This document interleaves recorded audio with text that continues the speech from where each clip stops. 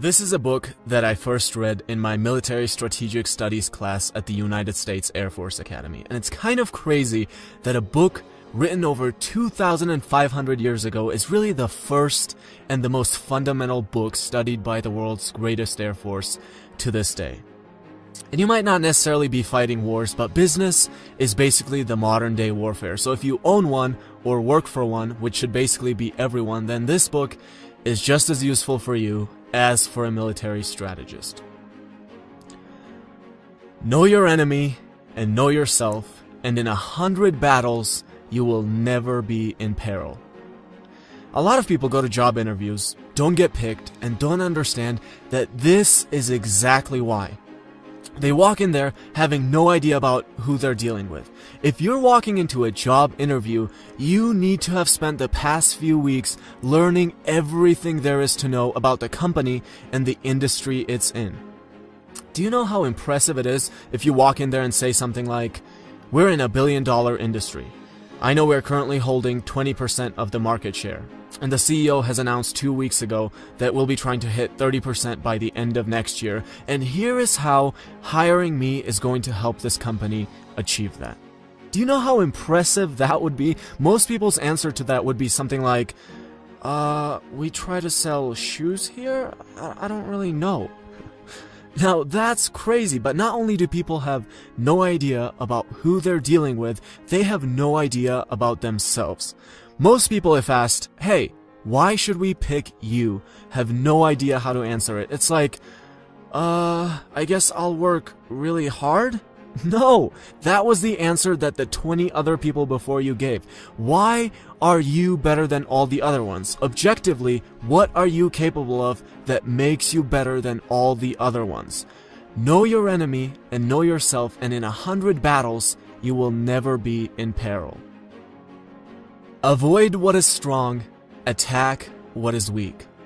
So when Jen gets a job at a company, she goes in and sees how everyone's really good at answering the phone. And she says, "I'm going to work hard and be better than everyone when it comes to answering the phone." And Jen's never going to be valued in that company.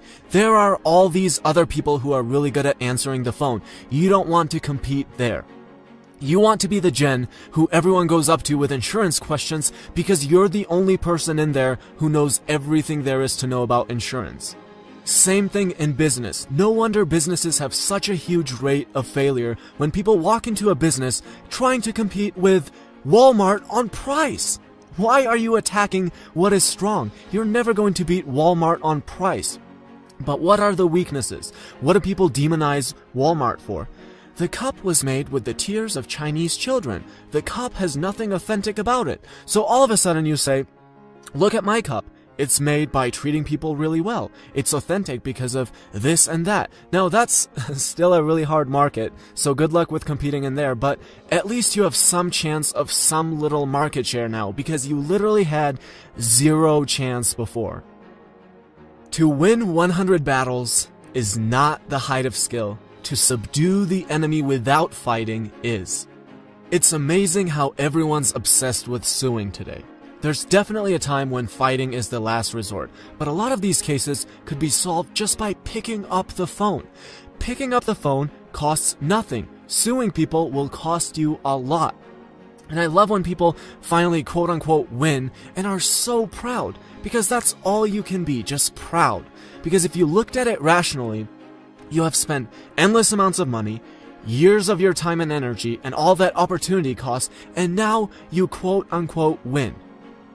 Maybe the benefit was higher than the cost in your situation, and that's awesome, congratulations, but a lot of times it's not. You're smarter than your opponent. You don't rely on emotions like anger and pride to decide if you're going to fight or not. You always take into account the cost, and you do everything you can to win the battle without actually fighting it, because you know that fighting has a cost, and that cost is huge. So the 3 big ideas are: know your enemy and know yourself, and in 100 battles, you will never be in peril. Avoid what is strong, attack what is weak. And to win 100 battles is not the height of skill. To subdue the enemy without fighting is.